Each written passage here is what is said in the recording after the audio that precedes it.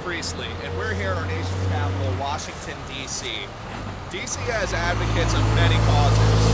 On the cause of transportation, a lot of solutions are suggested, including multi-billion-dollar metro rail extensions and a multi-billion-dollar streetcar system.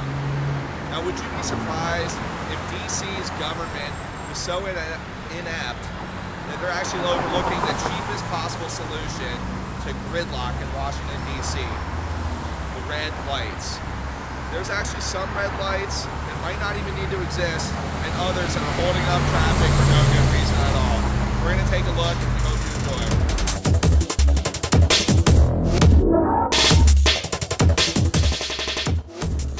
enjoy. We're here at the intersection of Monroe Street and Rhode Island Avenue Northeast. This intersection is a classic example of one that disproportionately favors the green light to the side street. Monroe Street, as you can see, has no traffic crossing, while Rhode Island, which is a main artery from northeast all the way into downtown, has to wait.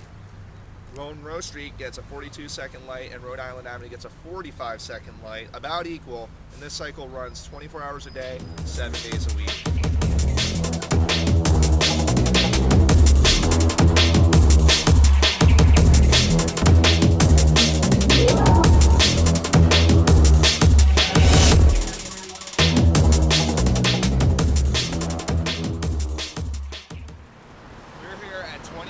Northeast and Rhode Island Avenue, another prime example of a side street interrupting the flow of traffic on the main artery of Rhode Island.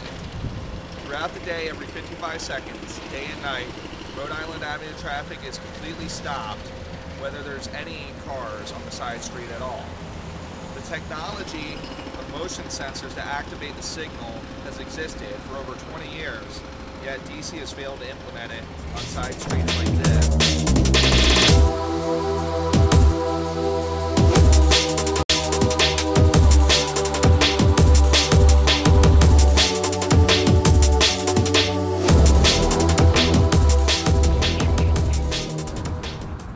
We're here at 10th Street and Rhode Island Avenue Northwest, and as you can see, traffic was just stopped. There's a red light here at a T intersection with 10th Street being a one-way this way. So northbound traffic on Rhode Island Avenue doesn't need a signal to go make a right turn. Southbound traffic can't make a left turn. There's no left turn at this intersection. The only other possibility for light existing is for pedestrians, but no pedestrians were crossing. And that technology for a pedestrian to press a button and then be able to cross has existed for decades.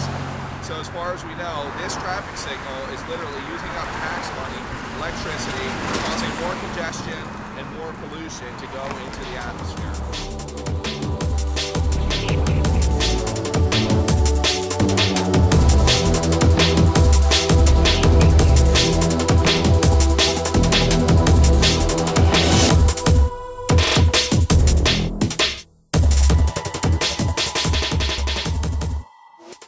Here on Bladensburg Road, as it crosses the Maryland border into Cottage City, Maryland, we have a different issue.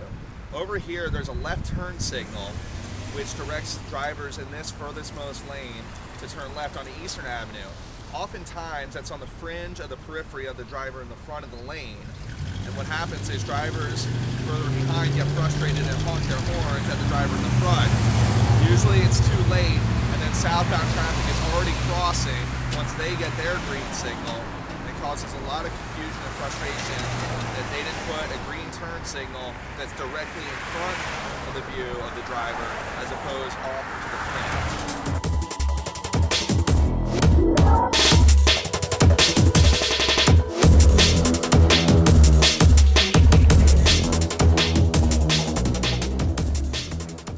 What we've shown you today is just a small microcosm of the problems affecting DC's traffic network.